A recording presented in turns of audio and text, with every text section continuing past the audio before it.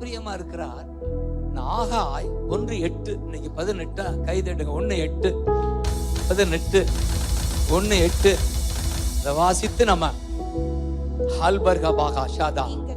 மலையின் மேல் ஏறி போய் மரங்களை வெட்டி கொண்டு வந்து ஆலயத்தை கட்டுங்கள், அதன் பேரில் நான் பிரியமாயிருக்கிறேன், அதனால் என் மகிமை விளங்கும் என்று கர்த்தர் சொல்கிறார். திரும்ப சொல்லுங்க, மலை மேல் ஏறுங்கள், மரங்களை வெட்டுங்கள்.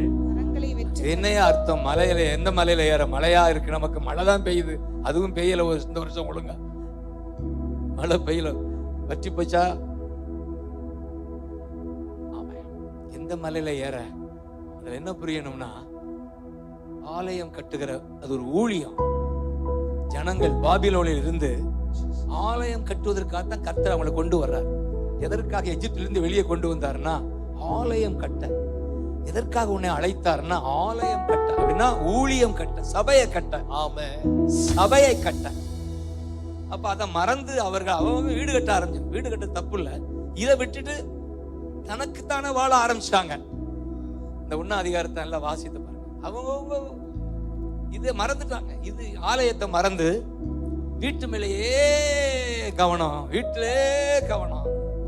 புள்ள விட்டு மனைவி எதிர்காலத்தே அது வேணும், ஆனா அதிலே இருந்து இதை மறந்துடக்கூடாதுன்னு சொல்லி மறந்துட்டாங்க. அப்பதான் ஆகாய் எழும்புறார். ஏய், ஆலயம் பாழா கிடக்கையா,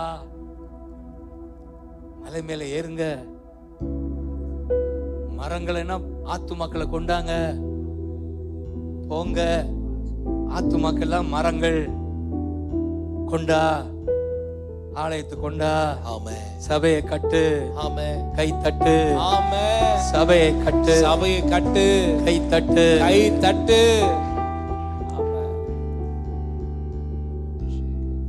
தேங்க்யூ அப்பா. ஆண்டவருடைய ஏக்கம், அதனாலே என் மகிமை விளங்கும். ஆமே, தேங்க்யூ அப்பா, தேங்க்யூ அப்பா, தேங்க்யூ அப்பா, நன்றி அப்பா. ஆண்டவருடைய ஏக்கம், ஊழியம், சபை, சபை மேல பயங்கர ஏக்கமா இருக்காரு கர்த்தர். நான் அதிகமா நான் அதிகமா அவர் பார்த்து அமரும் போல சபையை குறிச்சு தான் அழுவேன்.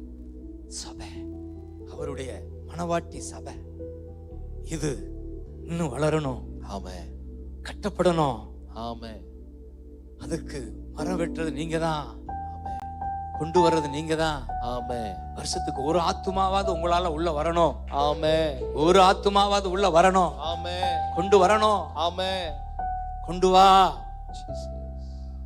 இதிலே நான் பிரியமா இருக்கேன். ஆமே, அதனால மகிமை அடைவேன். ஆமே, ஏக்கத்தை பாருங்க. தேங்க்யூ அப்பா, தேங்க்யூ அப்பா, தேங்க்யூ அப்பா.